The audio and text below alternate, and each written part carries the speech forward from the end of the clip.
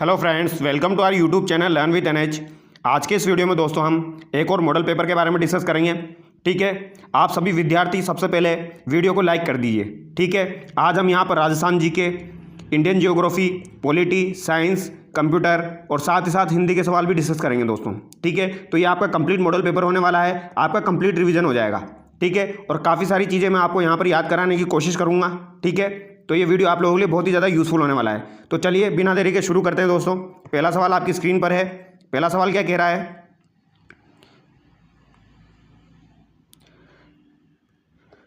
नृत्य रत्न कोश की रचना किसने की? तो दोस्तों नृत्य रत्न कोश की रचना किसके द्वारा की गई है? ये आपकी महाराणा कुंभा के द्वारा की गई है, ये आपको ध्यान रखना है। ठीक है, महाराणा कुंभा के द्वारा संगीत राज की रचना की गई है। संगीत राज की रचना किसके द्वारा की गई है दोस्तों? महाराणा कुंभा के द्वारा की गई है। संगीत राज जो है ये आपका 5 भागों में विभक्त है, ये भी एग्जाम में पूछा जाता है, तो ये ध्यान रखना है आपको। कितने भागों में विभक्त है दोस्तों? 5 भागों में। कौन कौन से हो जाएंगे? एक तो आपका नृत्य रत्न कोश हो जाएगा, ठीक है, जिसके बारे में यहाँ पर पूछा गया है। एक आपका कौन सा हो जाएगा दोस्तों?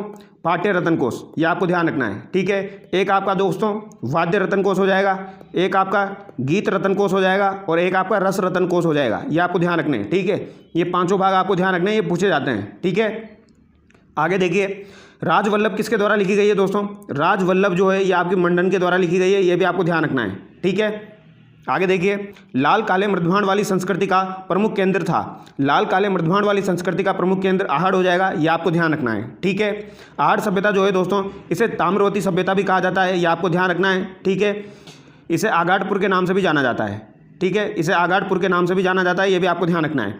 आहड़ सभ्यता का उत्खनन दोस्तों किसके द्वारा किया गया था? तो ये आपका अक्षय कीर्ति व्यास के द्वारा दोस्तों, ये आपको ध्यान रखना है। एच.डी. साकलिया आपको ध्यान रखना है। एच.डी. साकलिया जो है ये किससे संबंधित है? आहड़ सभ्यता से संबंधित है। इसके अलावा एक और नाम आपको ध्यान रखना है दोस्तों, वी.एन. मिश्रा। ठीक है, वी.एन. मिश्रा भी आपको ध्यान रखना है। और अगर आपसे पूछा जाए दोस्तों रत्नचंद्र अग्रवाल, रत्नचंद्र अग्रवाल जो है इनका संबंध किससे है? इनका संबंध भी जो है ये आपकी आहड़ सभ्यता से, ये आपको ध्यान रखना है। ठीक है, और आहड़ सभ्यता से दोस्तों 6 मुंह वाला जो है ये आपका चूल्हा मिला है, ये आपको ध्यान रखना है। 6 मुंह वाला चूल्हा मिला है, यानी कि यहाँ पर संयुक्त परिवार का जो है वो अवशेष प्राप्त हुआ है। और दोस्तों कालीबंगा सभ्यता से 7 अग्निकुंड मिले थे, ये आपको ध्यान रखना है। 7 अग्निकुंड कहाँ से मिले थे? आपके कालीबंगा सभ्यता से मिले थे। ठीक है, बालाथल आपकी कहाँ पर है दोस्तों? उदयपुर में है। ठीक है, अगर आपसे पूछा जाए आहड़ संस्कृति का नवीनतम उत्खनित स्थल कौन सा है, तो आपका बालाथल हो जाएगा। ठीक है, और बागोर सभ्यता आपकी कहाँ पर है? ये आपकी भीलवाड़ा में है, कोठारी नदी के किनारे। ठीक है, काफ़ी बार एग्जाम में पूछी जाती है, कोठारी नदी के किनारे है। ठीक है, और इसमें आपसे पूछा जाता है दोस्तों पशुपालन का साक्ष्य कहाँ से प्राप्त हुआ है? तो पशुपालन का साक्ष्य आपका बागोर सभ्यता से प्राप्त हुआ है, ये आपको ध्यान रखना है। ठीक है, आगे देखिए, सारंगपुर युद्ध 1437 ईस्वी किन राज्यों के मध्य हुआ? तो दोस्तों ये किस किस के मध्य हुआ था? ये आपका मेवाड़ और मालवा के मध्य हुआ था, ये आपको ध्यान रखना है। ठीक है, यहाँ पर आपका राइट आंसर ऑप्शन ए हो जाएगा। ठीक है, और यहाँ पर कुंभा की विजय हुई थी। कुंभा ने विजय के उपलक्ष्य में यहाँ पर कीर्ति स्तंभ का निर्माण कराया था, यह भी आपको ध्यान रखना है। कीर्ति स्तंभ का निर्माण सारंगपुर के युद्ध में विजय प्राप्त होने के बाद करवाया था। ठीक है, आगे देखिए, खजवा युद्ध 1659 ईस्वी में औरंगजेब का साथ किसने दिया? तो दोस्तों खजवा युद्ध जो है ये 1659 में हुआ था। खजवा कहाँ पर पड़ता है? आपका इलाहाबाद में पड़ता है, ये आपको ध्यान रखना है। कहाँ पर पड़ता है दोस्तों? इलाहाबाद में पड़ता है, ये आपको ध्यान रखना है। ठीक है, इंपॉर्टेंट है। खजवा युद्ध जो है दोस्तों ये औरंगजेब और शाह शुजा के मध्य हुआ था। औरंगजेब और इसके भाई शाह शुजा के मध्य हुआ था। ठीक है, इसमें जसवंत सिंह जो था इसने औरंगजेब का साथ दिया था, ये आपको ध्यान रखना है। ठीक है, तो यहाँ पर आपका राइट आंसर क्या हो जाएगा? ऑप्शन ए हो जाएगा। और यहाँ पर औरंगजेब की जीत हुई थी। ठीक है, आगे देखिए दोस्तों, कौन सा कूट सुमेलित नहीं है? यहाँ पर कौन सा कूट सुमेलित नहीं है? श्रीनाथ जी का मंदिर जो है ये आपका नाथ द्वारा, बिल्कुल सही है दोस्तों। द्वारकाधीश जी का मंदिर कांकरोली राजसमंद, ये भी सही है दोस्तों। मथुरेश जी का मंदिर जोधपुर दिया गया है, ये गलत हो जाएगा दोस्तों। आपका मथुरेश जी का मंदिर कहाँ पर हो जाएगा दोस्तों? कोटा में हो जाएगा, ये आपको ध्यान रखना है। ठीक है, गोविंद देव जी का मंदिर गौड़ीय संप्रदाय से संबंधित है, यह आपका जयपुर में हो जाएगा। जिसका निर्माण किसने करवाया था दोस्तों? सवाई जयसिंह के द्वारा करवाया गया था। ऑप्शन सी यहाँ पर आपका करेक्ट हो जाएगा। ठीक है, आगे देखिए, सूफी संत मीठे साहब की दरगाह स्थित है। तो दोस्तों सूफी संत मीठे साहब की दरगाह कहाँ पर स्थित है? गागरोन में स्थित है, ये आपको ध्यान रखना है। ठीक है, जसनाती संप्रदाय की स्थापना किसने की? तो जसनाती संप्रदाय की स्थापना संत जसनाथ जी के द्वारा की गई है, ये आपको ध्यान रखना है। ठीक है, इंपॉर्टेंट है, एग्जाम में पूछी जाती है। और दोस्तों अग्नि नृत्य जो है इसका संबंध किससे है? अग्नि नृत्य का संबंध जो है ये आपका जसनाती संप्रदाय से है, ये आपको ध्यान रखना है। ठीक है, आगे देखिए, गुलाम अली, बलदेव, शालिग्राम, राम गोपाल चित्रकारों का संबंध किस चित्र शैली से रहा है? तो दोस्तों ये मैंने कल के वीडियो में बताया आपको। बलदेव और शालिग्राम आपको ध्यान रखना है। बलदेव और शालिग्राम जो है ये आपके अलवर चित्र शैली से संबंधित है, ये आपको ध्यान रखना है, इंपॉर्टेंट है। ठीक है, और गुलाम अली राम गोपाल का संबंध भी किससे है? अलवर से है।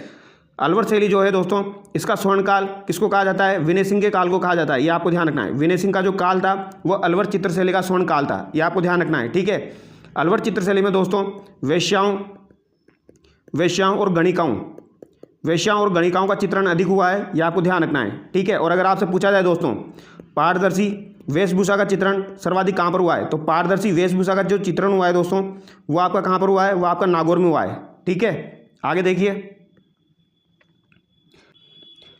लिंग्विस्टिक सर्वे ऑफ इंडिया के लेखक हैं। तो दोस्तों लिंग्विस्टिक सर्वे ऑफ इंडिया के लेखक आपके कौन हो जाएंगे? जॉर्ज अब्राहम ग्रिंसन हो जाएंगे। ये आपको ध्यान रखना है, ठीक है। हरियाली तीज मनाई जाती है। हरियाली तीज कब मनाई जाती है? यह आपकी श्रावण शुक्ल पक्ष तृतीया को मनाई जाती है। इसे छोटी तीज के नाम से जाना जाता है। यह आपको ध्यान रखना है, ठीक है। अगर आपसे पूछा जाए बड़ी तीज या सातोड़ी तीज कब मनाई जाती है, तो आपकी भाद्रपद कृष्ण तृतीया आंसर हो जाएगा, ठीक है। आगे देखिए, राजपूत जीवन संध्या उपन्यास लिखा था। तो राजपूत जीवन संध्या उपन्यास किसके द्वारा लिखा गया है दोस्तों? ये रमेश चंद्र दत्त के द्वारा लिखा गया है। ये आपको ध्यान रखना है। ऑप्शन सी यहाँ पर आपका करेक्ट हो जाएगा, ठीक है। रमेश चंद्र दत्त से रिलेटेड एक और बात आपको ध्यान रखनी है दोस्तों, जो कि इंपॉर्टेंट है, एग्जाम में पूछी जा सकती है, ठीक है। 1899 में दोस्तों कांग्रेस का लखनऊ अधिवेशन हुआ था। कौन सा अधिवेशन दोस्तों? 1899 में कांग्रेस का लखनऊ अधिवेशन हुआ था। उसकी अध्यक्षता किसने की थी? तो वो आपके रमेश चंद्र दत्त के द्वारा की गई थी। ये आपको ध्यान रखना है, ठीक है। ये पूछा जा सकता है। आगे देखिए, सारबाग स्थित है। सारबाग कहाँ पर स्थित है दोस्तों? तो ये आपका बूंदी में स्थित है, ठीक है। पंडित नेनूराम शर्मा का संबंध किस प्रजामंडल आंदोलन से रहा है? तो नेनूराम शर्मा का संबंध किससे रहा है दोस्तों? हाड़ौती प्रजामंडल से रहा है। ये आपको ध्यान रखना है। ऑप्शन ए करेक्ट हो जाएगा। हाड़ौती प्रजामंडल की स्थापना दोस्तों कब की गई थी? हाड़ौती प्रजामंडल की स्थापना 1934 में हुई थी, ठीक है। और 1939 में हाड़ौती प्रजामंडल को निष्क्रिय कर दिया गया। और कोटा प्रजामंडल की स्थापना कब की गई? 1939 में। फिर हाड़ौती प्रजामंडल की जगह कोटा प्रजामंडल की स्थापना की गई। ये आपको ध्यान रखना है, ठीक है। आगे देखिए,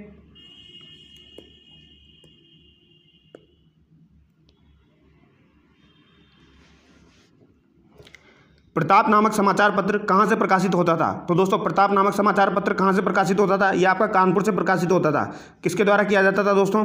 गणेश शंकर विद्यार्थी। आपको ध्यान रखना है, गणेश शंकर विद्यार्थी के द्वारा 1913 में प्रताप नामक समाचार पत्र प्रकाशित किया जाता था कानपुर से, ठीक है।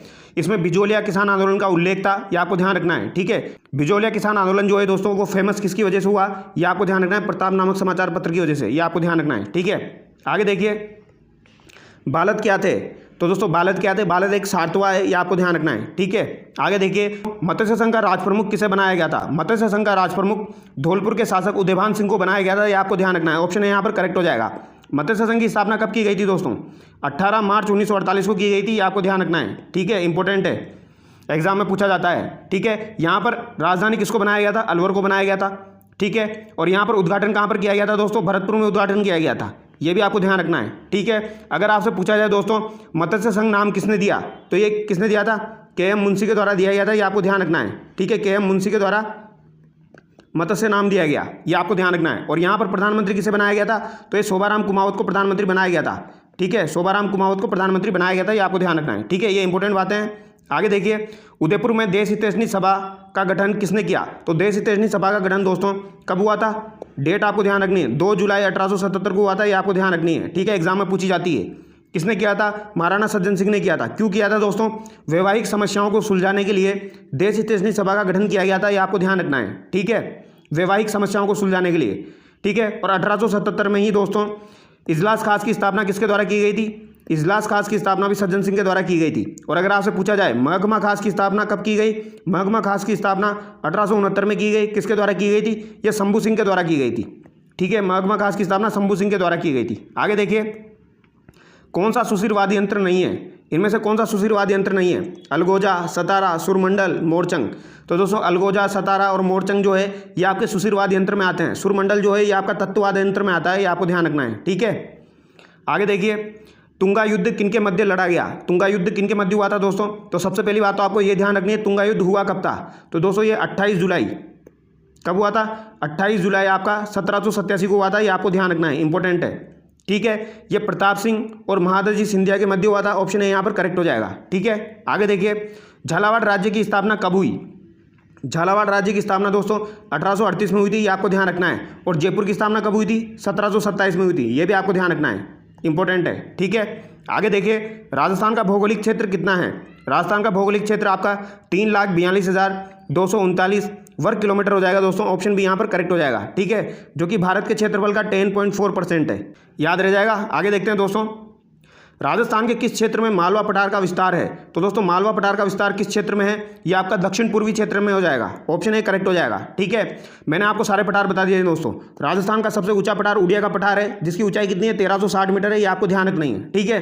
फिर आपका आता है भोराट का पठार। भोराट का पठार जो है इसकी ऊंचाई 1225 मीटर है दोस्तों, ये आपको ध्यान रखनी है।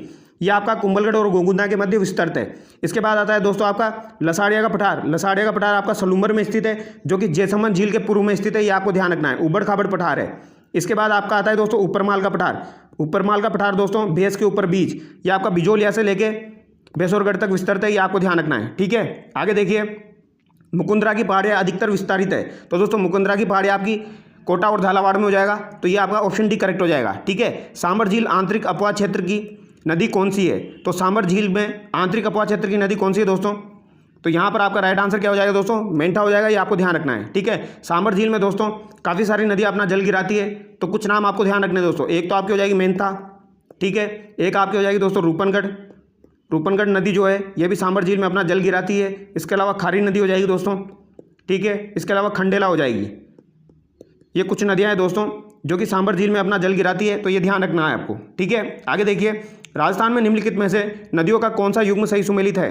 कोठारी लूनी दिया गया है दोस्तों, जो कि गलत हो जाएगा। सूकड़ी बनास, ये भी आपका गलत हो जाएगा। जाखम माई दिया गया है, ये बिल्कुल सही है दोस्तों, ऑप्शन सी करेक्ट हो जाएगा। बाणगंगा चंबल नहीं होगा दोस्तों, बाणगंगा का क्या हो जाएगा? यमुना हो जाएगा, ठीक है।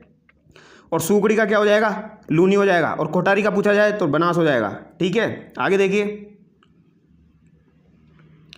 क्वेश्चन नंबर 26, राजस्थान में मावट वर्षा होती है। मावट वर्षा राजस्थान में किसकी वजह से होती है दोस्तों? तो ये भूमध्य सागरीय चक्रवातों की वजह से होती है, ऑप्शन भी करेक्ट हो जाएगा, ठीक है। राजस्थान में मिश्रित लाल और काली मिट्टी में से सामान्यतः कौन सी फसल उगाई जाती है? तो दोस्तों लाल और काली मिट्टी जो होती है इसमें कौन सी फसल उगाई जाती है? कपास और मक्के की। इंपॉर्टेंट क्वेश्चन है दोस्तों, ध्यान रखना है, पूछा जा सकता है, ठीक है। आगे देखिए, शुष्क सागवान के वन राजस्थान के किस वन मंडल के अंतर्गत सर्वाधिक क्षेत्र में विस्तृत है? तो दोस्तों शुष्क सागवान के जो वन है ये आपके किस क्षेत्र के अंतर्गत सर्वाधिक विस्तृत है? ये आपका हो जाएगा डूंगरपुर और बांसवाड़ा, ठीक है। और अगर आपसे सदाबहार वन पूछे जाए तो फिर आपका आंसर क्या हो जाएगा दोस्तों? सिरोही हो जाएगा, ये आपको ध्यान रखना है, ठीक है। आगे देखिए, राजस्थान का 2/3 से अधिक चावल उत्पादन क्षेत्र किस कृषि जलवायु खंड के अंतर्गत आता है? इंपॉर्टेंट है दोस्तों।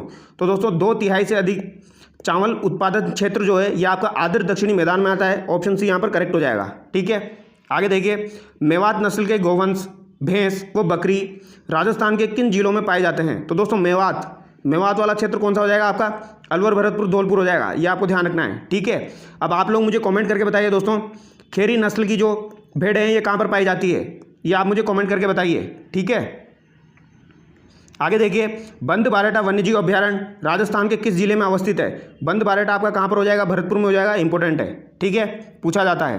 केवलादेव जो है दोस्तों आपका कहाँ पर है? केवलादेव आपका भरतपुर में, ये भी आपको ध्यान रखना है, जिसे 1985 में यूनेस्को की विश्व विरासत सूची में शामिल किया गया था। और सांबर को कब किया गया था विश्व विरासत सूची में शामिल?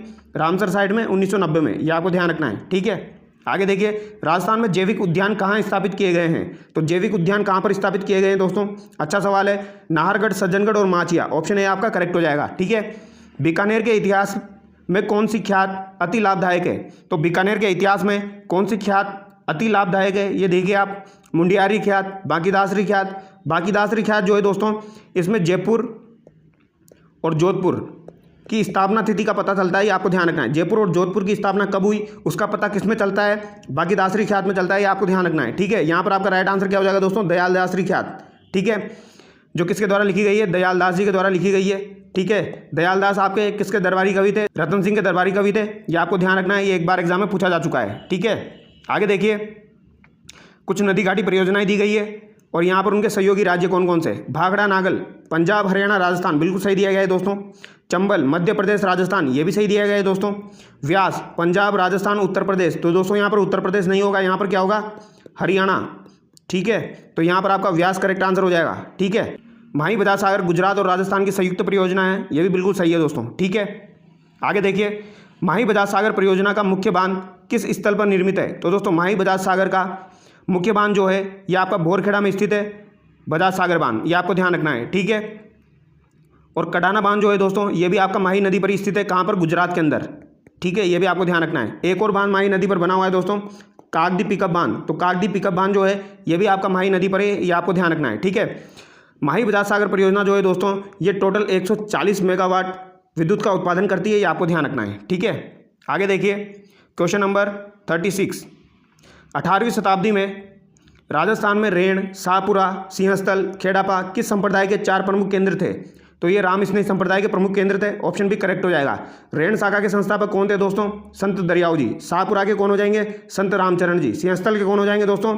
संत हरिराम दास जी। और खेड़ापा के कौन हो जाएंगे दोस्तों? संत रामदास जी। ये आपको ध्यान रखना है। ठीक है, राजस्थान में फ्लोरोसिस समस्या से संबंधित गलत कथन को छाटिए। तो यहाँ पर गलत कथन छाटना है दोस्तों। राज्य के सभी 33 जिले फ्लोरोसिस से प्रभावित है। तो दोस्तों ये कथन आप बिल्कुल सही है। ठीक है, राज्य के पश्चिमी जिले फ्लोरोसिस से अधिक पीड़ित है, ये कथन भी सही है दोस्तों। शहरी क्षेत्रों की अपेक्षा ग्रामीण क्षेत्रों में फ्लोरोसिस का प्रकोप अधिक है, ये कथन भी आपका सही हो जाएगा। ठीक है, राज्य में 72% से अधिक गाँव फ्लोरोसिस से पीड़ित है, तो ये कथन आपका गलत हो जाएगा दोस्तों। यहाँ पर आपका होना चाहिए दोस्तों 51%। ठीक है, आगे देखिए राजस्थान में राष्ट्रीय राजमार्ग संख्या 12 पर स्थित नगर है। तो दोस्तों NH-12 जो है इस पर स्थित नगर कौन कौन से हैं? तो इस पर स्थित नगर आपके एक तो जयपुर हो जाएगा, एक बूंदी हो जाएगा, एक झालावाड़ हो जाएगा। ऑप्शन भी करेक्ट हो जाएगा। ठीक है, NH-12 ये आपको ध्यान रखना है। NH-12 के बारे में एक बात मैं आपको बताऊं दोस्तों, NH-12 एकमात्र ऐसा राजमार्ग है जो कि जयपुर और भोपाल को जोड़ता है दोस्तों, यानी ये 2 राज्यों की राजधानी को जोड़ता है, ये आपको ध्यान रखना है। आगे देखिए राजस्थान में पाइराइट के विशाल भंडार खोजे गए हैं। तो दोस्तों पाइराइट के विशाल भंडार कहाँ पर खोजे गए हैं? ये आपके शिखर में खोजे गए हैं। ऑप्शन ए करेक्ट हो जाएगा। ठीक है, आगे देखिए असंगत युग्म को छाटिए। असंगत युग्म छाटना है दोस्तों। लोएस्क, मोरिजा बानोला सही दिया गया है दोस्तों। टंगस्टन, डेगाना नागौर हो जाएगा, ये भी बिल्कुल सही है दोस्तों। ठीक है, ये आपको ध्यान रखना है। इसके अलावा आपको वाल्टा सिरोही और नाना कराब पाली भी ध्यान रखना है। ठीक है, ये भी एग्जाम में पूछ लिए जाते हैं। ये भी किससे संबंधित है? टंगस्टन से संबंधित है। मैग्नीज आपका लिलवानी हो जाएगा दोस्तों, ये भी बिल्कुल सही दिया गया है। लिलवानी के अलावा दोस्तों आपको काला खुट्टा भी ध्यान रखना है। ठीक है, काला खुट्टा। इसके अलावा आपका तलवाड़ा, ये कहाँ पर है? सब बांसवाड़ा में, ये आपको ध्यान रखना है। ठीक है, जिप्सम ऋषभदेव दिया गया है दोस्तों, ये गलत हो जाएगा। ऑप्शन डी आपका यहाँ पर करेक्ट हो जाएगा। जिप्सम आपका कहाँ का फेमस है दोस्तों? एक तो आपका हो जाएगा गोट मांगलोद नागौर। ठीक है, गोट मांगलोद नागौर हो जाएगा, और एक आपका जामसर बीकानेर हो जाएगा, ये आपको ध्यान रखना है। ठीक है, आगे देखिए राजस्थान में कर्क रेखा किस जिले से होकर गुजरती है? कर्क रेखा किस जिले से होकर गुजरती है दोस्तों? ये आपकी बांसवाड़ा और डूंगरपुर से होकर गुजरती है, आपको ध्यान रखना है। ठीक है, तो यहाँ पर आपका राइट आंसर बांसवाड़ा हो जाएगा। कर्क रेखा जो है दोस्तों माही नदी को 2 बार कट करती है, ये आपको ध्यान रखना है। और भारत के अंदर कर्क रेखा 8 राज्यों से होकर गुजरती है। ठीक है, 8 राज्यों से होकर गुजरती है, ये भी आपको ध्यान रखना है। आगे देखिए राजस्थान में 56 का मैदान विस्तीर्ण है। 56 का मैदान कहाँ पर विस्तृत है दोस्तों? तो ये आपका बांसवाड़ा, डूंगरपुर और प्रतापगढ़ में विस्तृत है, ये आपको ध्यान रखना है। ठीक है, अगर आपसे 56 की पहाड़ियाँ पूछी जाए दोस्तों तो ये वो कहाँ पर हो जाएगी? आपकी सिवाना बाड़मेर में हो जाएगी, ये आपको ध्यान रखना है। अगर आपसे नाकोड़ा पर्वत पूछ लिया जाए तो वो भी आपका कहाँ पर हो जाएगा? सिवाना बाड़मेर में हो जाएगा। ठीक है, आगे देखिए रचना विधि के आधार पर अरावली पर्वत है। तो रचना विधि के आधार पर अरावली पर्वत क्या है दोस्तों? तो ये आपका मोड़दार है, ये आपको ध्यान रखना है। ठीक है, रचना विधि के आधार पर।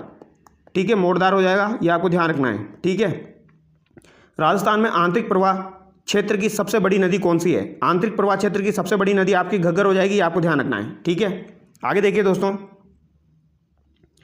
वह नदी जिसका उद्गम मध्य प्रदेश से होता है, राजस्थान में बहती है और खंबात की खाड़ी में गिरती है। यानी मध्य प्रदेश से जिसका उद्गम होता है, खंबात की खाड़ी में गिरती है, तो ये आपकी कौन सी नदी हो जाएगी दोस्तों? माही हो जाएगी। ठीक है, जो कि किसकी संयुक्त परियोजना है? राजस्थान और गुजरात की। राजस्थान में सर्वाधिक औसत वार्षिक वर्षा किस जिले में होती है? तो दोस्तों सर्वाधिक वार्षिक औसत वर्षा जो होती है वो किस जिले में होती है? ये आपकी झालावाड़ में होती है, ये आपको ध्यान रखना है। जिला पूछा जाए तो क्या आंसर करेंगे? झालावाड़। स्थान पूछा जाए तो क्या आंसर करेंगे दोस्तों? सिरोही। ठीक है, ये आपको ध्यान रखना है। अगर आपसे पूछा जाए सर्वाधिक वर्षा किस जिले में होती है? तो झालावाड़ में। और सर्वाधिक वर्षा किस स्थान पर होती है? तो सिरोही में, ये आपको ध्यान रखना है। ठीक है, आगे देखिए राजस्थान में कोपेन वर्णित BWHW जलवायु मिलती है। तो BWHW जलवायु कहाँ पर मिलती है दोस्तों?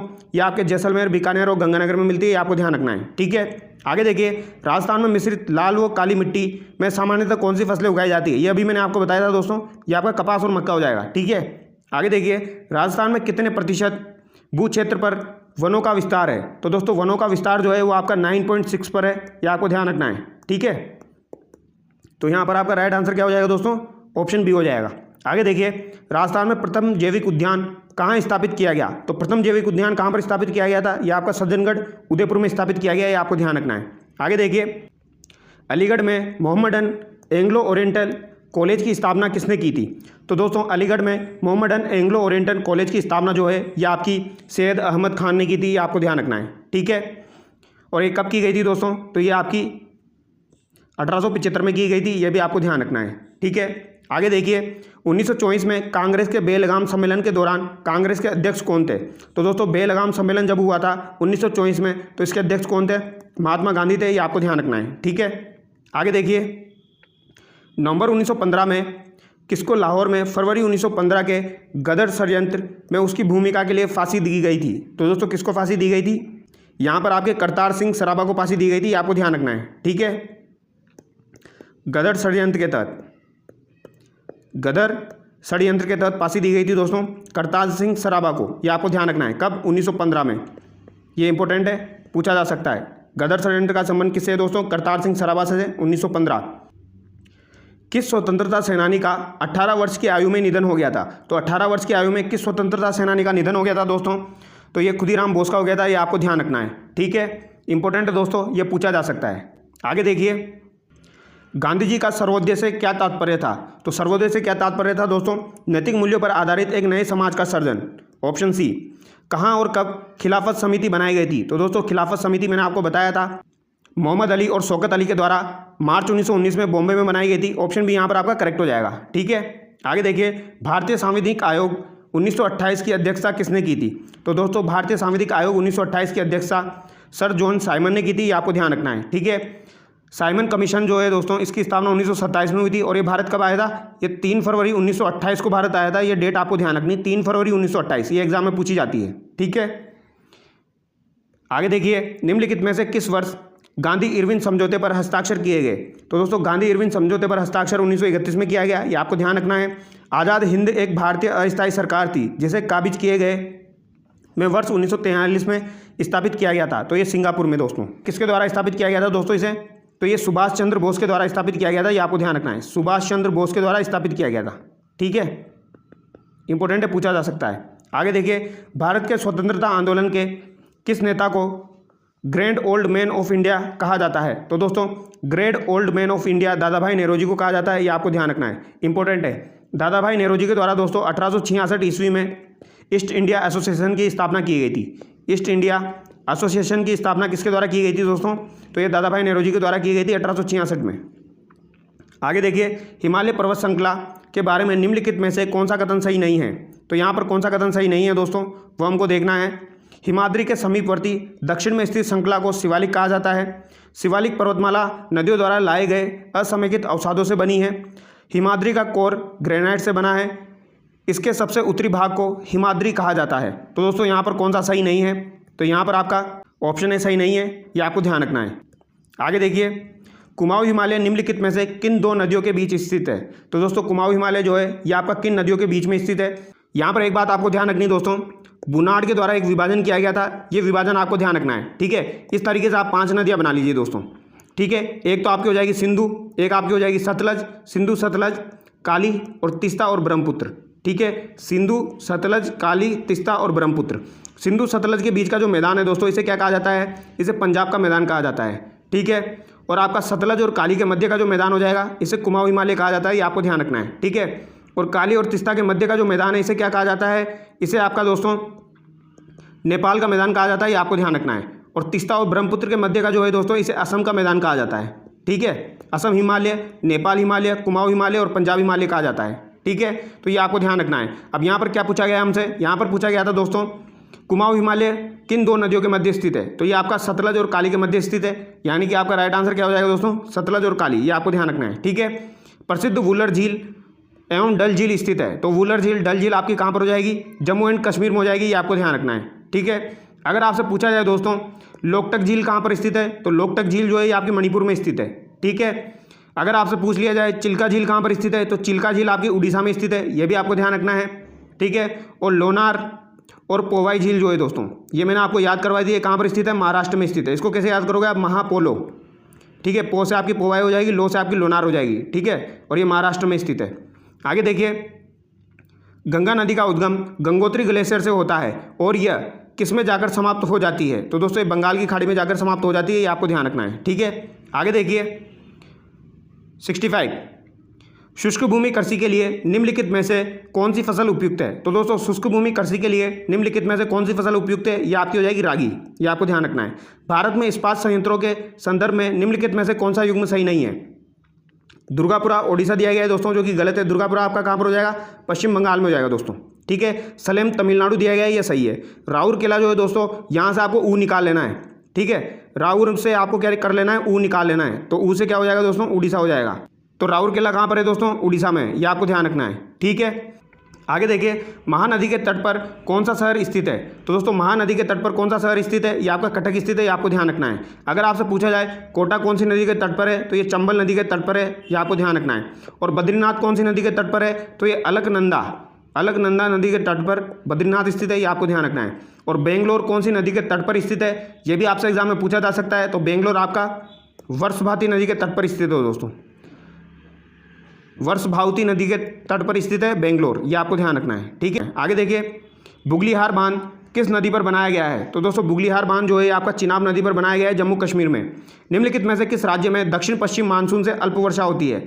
दक्षिण पश्चिम मानसून से अल्प वर्षा तमिलनाडु में होती है, ये आपको ध्यान रखना है। आगे देखिए निम्न में से कौन सी नदी अरब सागर में जाकर गिरती है?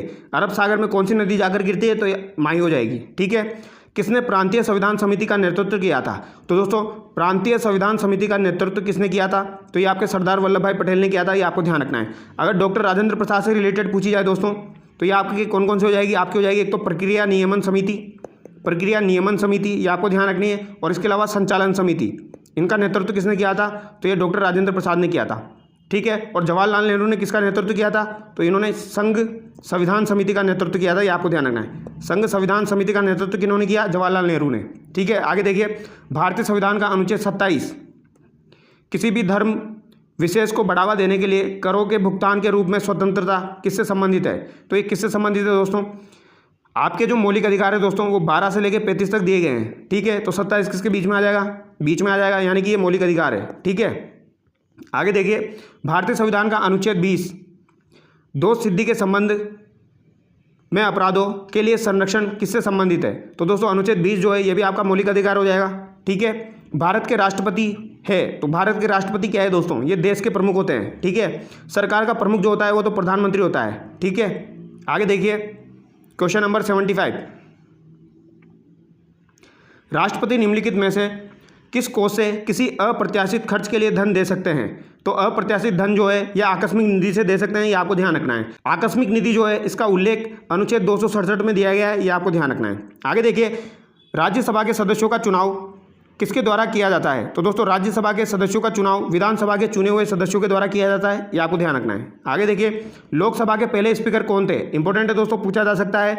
या आपके जीवी मावलंकर थे, ये आपको ध्यान रखना है। ठीक है, आगे देखिए भारत में पहला आम चुनाव कब हुआ था? भारत में पहला आम चुनाव जो है ये आपका 1951-52 में हुआ था दोस्तों, ये आपको ध्यान रखना है। ठीक है, आगे देखिए भारतीय संविधान के प्राधिकृत हिंदी पाठ के निम्नलिखित संविधान संशोधनों में से किसके द्वारा प्रकाशित करने के लिए अधिकृत किया गया है?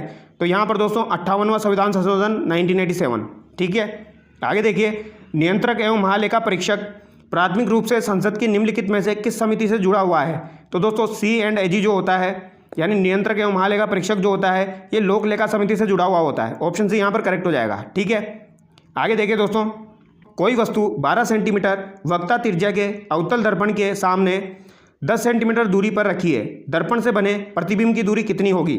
ठीक है, तो दोस्तों दर्पण का जो फॉर्मूला होता है वो क्या होता है? 1/f = 1/v + 1/u होता है। ठीक है, अगर आप यहाँ पर देखोगे वक्ता त्रिज्या 12 सेंटीमीटर दी गई है दोस्तों। ठीक है, तो यहाँ से आप f निकालोगे तो वक्ता त्रिज्या की आधी हो जाएगी दोस्तों, तो यहाँ पर -6 हो जाएगी, ये आपको ध्यान रखना है। ठीक है, -6 सेंटीमीटर f हो जाएगा आपका।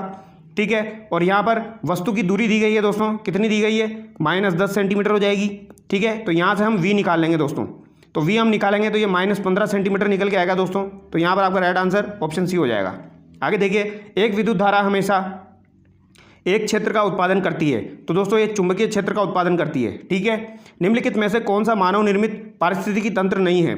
उद्यान, घरेलू मछली घर, वनस्पति उद्यान, घास का मैदान। तो दोस्तों घास का मैदान जो है ये मानव निर्मित नहीं है। ठीक है, आगे देखिए ओजोन क्षयकारी पदार्थों ODS के उन्मूलन द्वारा पृथ्वी की ओजोन परत को बचाने के लिए सार्वभौमिक अनुसमर्थन के साथ हुए अंतर्राष्ट्रीय पर्यावरण समझौते का क्या नाम है? तो दोस्तों इसका क्या नाम है, ये इंपॉर्टेंट है, ये एग्जाम में पूछा जा सकता है आपका। इसका नाम है दोस्तों मॉन्ट्रियल प्रोटोकॉल, ये आपको ध्यान रखना है। आगे देखिए, भारत में प्रोजेक्ट टाइगर किस वर्ष में शुरू किया गया? प्रोजेक्ट टाइगर आपका 1973 में शुरू किया गया था दोस्तों, अप्रैल 1973। ठीक है, ये आपको ध्यान रखना है। आगे देखिए, निम्नलिखित में से कौन से अम्ल को बैटरी अम्ल भी कहा जाता है जिसका उपयोग कार की बैटरी में किया जाता है? तो दोस्तों बैटरी अम्ल भी कहा जाता है, ये आपका H2SO4 हो जाएगा। ठीक है, रक्त को हृदय से दूर ले जाने वाली नलिकाओं को कहा जाता है? तो दोस्तों रक्त को हृदय से दूर ले जाती है उन्हें धमनियाँ कहा जाता है, ये आपको ध्यान रखना है। और जो हृदय तक रक्त को लेके आती है उन्हें सिरा कहा जाता है। ठीक है, आगे देखिए, मानव रक्त का सामान्य pH लगभग कितना होता है? तो मानव रक्त का सामान्य pH 7.4 होता है, ये आपको ध्यान रखना है। ठीक है, निम्नलिखित में से कौन सा विटामिन रक्त के स्कंदन में सहायता करता है? तो दोस्तों रक्त के स्कंदन में आपका विटामिन के सहायता करता है, ये आपको ध्यान रखना है। इसका रासायनिक नाम क्या है दोस्तों? इसका रासायनिक नाम हो जाएगा आपका नेफ्थाक्विनोन, ये आपको ध्यान रखना है। ठीक है, आगे देखिए, उस औषधि का नाम बताइए जिसे सिनकोना पेड़ से प्राप्त किया जाता है और जिसका उपयोग मलेरिया के उपचार में किया जाता है? तो ये आपकी कुनेन हो जाएगा दोस्तों, ये आपको ध्यान रखना है। ठीक है, आगे देखिए, मिश्रित अर्थव्यवस्था क्या होती है? मिश्रित अर्थव्यवस्था क्या होती है? तो ये आपकी दोस्तों संसाधन आवंटन, वाणिज्य और व्यापार की एक बाजार प्रणाली होती है जिसमें सरकारी हस्तक्षेप से मुक्त बाजार सह अस्तित्व में होते हैं। ठीक है, ऑप्शन सी यहाँ पर करेक्ट हो जाएगा। भारत में मौद्रिक नीति कौन लागू करता है? इंपॉर्टेंट क्वेश्चन है दोस्तों। मौद्रिक नीति जो है ये आपकी RBI के द्वारा लागू की जाती है। ठीक है, RBI की स्थापना कब हुई थी दोस्तों? 1 अप्रैल 1935 को हुई थी, ये आपको ध्यान रखना है। ठीक है, कहाँ पर हुई थी? कलकत्ता में हुई थी। बाद में से बॉम्बे ट्रांसफर किया गया था 1937 में, और इसका राष्ट्रीयकरण कब किया गया? 1949 में, ये भी आपको ध्यान रखना है।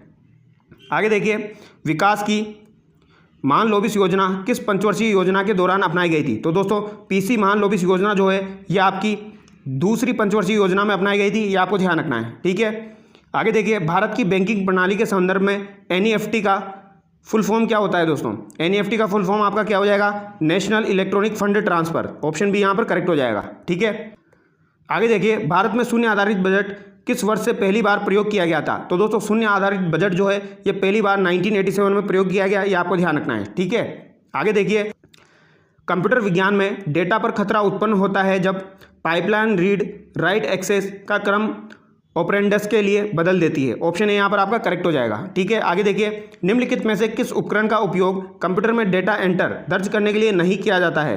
ठीक है, यानी इनपुट के लिए नहीं किया जाता है। माउस, कीबोर्ड, स्कैनर, मॉनिटर, तो यहाँ पर मॉनिटर आपका राइट आंसर हो जाएगा। ठीक है, कंप्यूटर वायरस द्वारा स्वयं की पुनरावृत्ति के लिए किस युक्ति का प्रयोग किया जाता है? तो यहाँ पर स्पोन का उपयोग किया जाता है, ये आपको ध्यान रखना है। ठीक है, आगे देखिए, किसी प्रोग्राम को बनाते समय निर्देशों का समूह जो एक कंप्यूटर द्वारा निष्पादित होता है क्या कहलाता है? तो किसी प्रोग्राम को बनाते समय निर्देशों का जो समूह होता है दोस्तों जो एक कंप्यूटर द्वारा निष्पादित होता है उसे क्या कहते हैं? कोड कहते हैं, ये आपको ध्यान रखना है। प्रिंटिंग से पहले पेज का पूर्वावलोकन प्रीव्यू करने के लिए किस शॉर्टकट कुंजी का प्रयोग किया जाता है? तो दोस्तों प्रीव्यू करने के लिए Ctrl+F2 का प्रयोग किया जाता है, ये आपको ध्यान रखना है। आगे देखेंगे हम दोस्तों हिंदी के सवाल देखने वाले हैं, क्वेश्चन नंबर 116। ठीक है, गीतांजलि का सही संधि विच्छेद है दोस्तों। गीतांजलि का सही संधि विच्छेद क्या होगा बताइए? गीतांजलि का सही संधि विच्छेद हो जाएगा दोस्तों गीत प्लस अंजलि, ऑप्शन डी यहाँ पर आपका करेक्ट हो जाएगा। कौन सी संधि हो जाएगी? दीर्घ संधि, ये आपको ध्यान रखना है। ठीक है, आगे देखिए, श्याम पेंसिल से लिखता है, इसमें कौन सा कारक है? तो दोस्तों पेंसिल से लिखता है, इसमें कौन सा कारक हो जाएगा? आपका करण कारक हो जाएगा। ठीक है, कर्ता ने कर्म को करण से, अपादान भी से के लिए आता है दोस्तों, बट ये अलगाव के केस में आता है, ये आपको ध्यान रखना है। ठीक है, आगे देखिए, कनफटा इस समास भेद का उदाहरण है। कनफटा किस समास भेद का उदाहरण है दोस्तों? ये आपका बहुब्रीहि समास का उदाहरण है, ये आपको ध्यान रखना है। ठीक है, धैर्य शब्द में कौन सा प्रत्यय है? धैर्य शब्द में आपका यह प्रत्यय हो जाएगा दोस्तों। ठीक है, गरुड़ का पर्यायवाची शब्द इनमें से कौन सा है? गरुड़ का पर्यायवाची आपका खगेश हो जाएगा। ठीक है, आगे देखिए, निंदा का विलोम कौन सा शब्द है? निंदा का विलोम स्तुति हो जाएगा दोस्तों। ठीक है, निम्नलिखित प्रश्न में 4 विकल्प दिए गए हैं, यहाँ पर अनेकार्थी शब्द देखना है दोस्तों। कनक का अनेकार्थी क्या हो जाएगा? सोना हो जाएगा। ठीक है, ये आपको ध्यान रखना है। आगे देखिए, नेताजी ने कहा था तुम मुझे खून दो मैं तुम्हें आज़ादी दूंगा, इस वाक्य में कौन सा चिन्ह लगा है?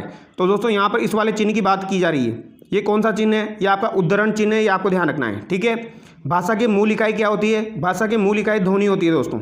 ठीक है, आगे देखिए, एडजर्नमेंट शब्द का हिंदी पर्याय कौन सा होगा? तो दोस्तों एडजर्नमेंट जो है इसका हिंदी पर्याय क्या हो जाएगा? स्थगन हो जाएगा, ये आपको ध्यान रखना है। ठीक है, आगे देखिए, पान खिलाना मुहावरे का अर्थ क्या है? तो पान खिलाना मुहावरे का अर्थ क्या हो जाएगा दोस्तों? सगाई करना। तो आप कब पान खिला रहे हैं? आगे देखिए, भारतीय संविधान के किस अनुच्छेद में उल्लेख मिलता है कि हिंदी का विकास करना भारत सरकार का दायित्व है? हिंदी का विकास करना भारत सरकार का दायित्व है, ये किस अनुच्छेद में उल्लेखित है? ये आपका 351 में उल्लेखित है। ऑप्शन डी यहाँ पर आपका करेक्ट हो जाएगा। ठीक है, आगे देखिए, इनमें से शुद्ध शब्द कौन सा है? शुद्ध शब्द बताना है दोस्तों। तो यहाँ पर आपका शुद्ध शब्द हो जाएगा दोस्तों विद्यावाचस्पति। ठीक है, ये आपको ध्यान रखना है। आगे देखिए, क्वेश्चन नंबर 129, निम्न वाक्यों में एक वाक्य व्याकरण की दृष्टि से शुद्ध है, पहचानिए। कौन सा यहाँ पर शुद्ध है दोस्तों? यहाँ पर ऑप्शन बी सही है दोस्तों। यदि हमें जीवन में कुछ प्राप्त करना है तो पुरुषार्थ को अपने जीवन का लक्ष्य बनाना चाहिए। ये कथन यहाँ पर बिल्कुल सही है। ठीक है, और आप भी इस कथन पर थोड़ा सा फोकस करें। ठीक है, यदि हमें जीवन में कुछ प्राप्त करना है तो पुरुषार्थ को अपने जीवन का लक्ष्य बनाना चाहिए। आगे देखिए, शासकीय पत्र के संदर्भ में कौन सा कथन गलत है? तो शासकीय पत्र के संबंध में कौन सा कथन गलत है दोस्तों? पत्र के सबसे ऊपर पत्र संख्या लिखते हैं, यह कथन सही है दोस्तों। पत्र संख्या के ऊपर तिथि लिखी जाती है, तो ये कथन गलत हो जाएगा। तिथि आपकी पत्र संख्या के नीचे लिखी जाती है। पत्र के बाईं ओर सेवा में लिखा जाता है, तो ये कथन सही है दोस्तों। संबोधन महोदय बाईं ओर लिखा जाता है, तो ये कथन भी आपका सही हो जाएगा। ठीक है, तो यहाँ पर दोस्तों हमने काफ़ी सारे क्वेश्चन डिस्कस कर लिए हैं। आई होप आपको वीडियो अच्छा लगा होगा। अगर आपको वीडियो अच्छा लगा है तो चैनल को सब्सक्राइब करें। Thank you so much.